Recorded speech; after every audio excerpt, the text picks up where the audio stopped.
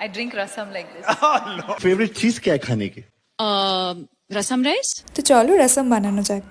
ব্যাঙ্গালোর আসার পর যখন প্রথম রসম খেয়েছিলাম তখন থেকে রসম আমার খুবই পছন্দের, বলতে পারো কমফর্ট ফুড। রসম বানানোর জন্য প্রথমে তুর ডালকে প্রেশার কুকারে সেদ্ধ করে নিয়েছি। আগে থেকে বাটিতে আমি তেঁতুল গরম জলে ভিজিয়ে রেখেছিলাম, তো এখন সেটা পাল বের করে নিলাম আর এখানে কয়েকটা রসুন থেতো করে নিলাম। এখন ফোড়ন দেব।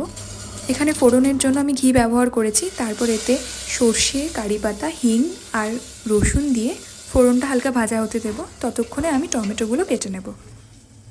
রাসামে টমেটোটা মাস্ট, টমেটো অনেকটাই লাগে। ফোড়নটা এখানে ভাজা হয়ে গেছে, রসুনগুলো হালকা লাল লাল হয়ে গেছে, তো এখন আমি টমেটোটা দিয়ে দিচ্ছি। এখন এখানে সামান্য নুন দেবো যাতে টমেটোটা নরম হয়ে যায়, কারণ ডালে অলরেডি নুন দেওয়া আছে। আর এই যে মশলাটা, এটা আমি বাড়িতে বানিয়েছি। এটা জিরে, গোটা ধনে, সর্ষে, গোলমরিচ সব শুকনো তাওয়ায় ড্রাই রোস্ট করে তারপর সেটাকে গুঁড়ো করেছি মিক্সিতে। তারপর দিয়েছি কাশ্মীরি লঙ্কার গুঁড়ো, আর এখানে তেঁতুলের যে জলটা আমি রেখেছিলাম বাটিতে সেটা দিয়ে দিলাম। হালকা ফোটার পর দিয়ে দিচ্ছি তুর ডাল সেদ্ধটা।